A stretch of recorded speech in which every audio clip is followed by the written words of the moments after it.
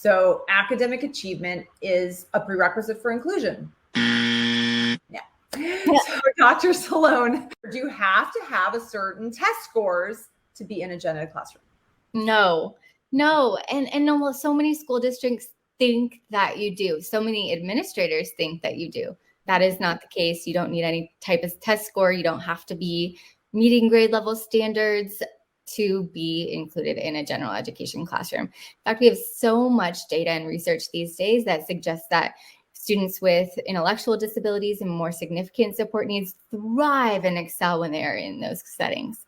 So no, that is not accurate. You do not have to earn your way into a gen ed classroom, right?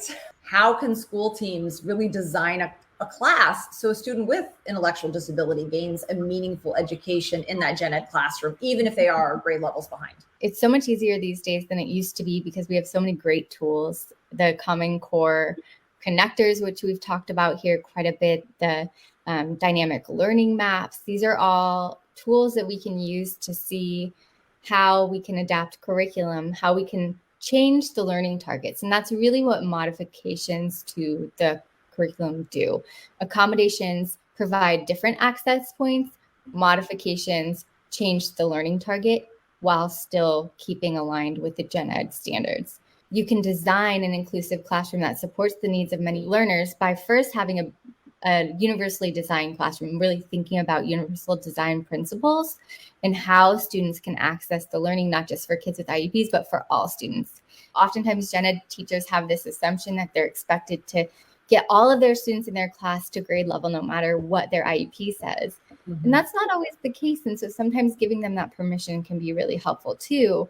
And also giving them examples of what it might look like to have a strong, inclusive classroom. We have a lot of really well-meaning SDC teachers and special education classrooms that are wonderful, but we don't have access to the curriculum in the same way that gen ed classrooms do.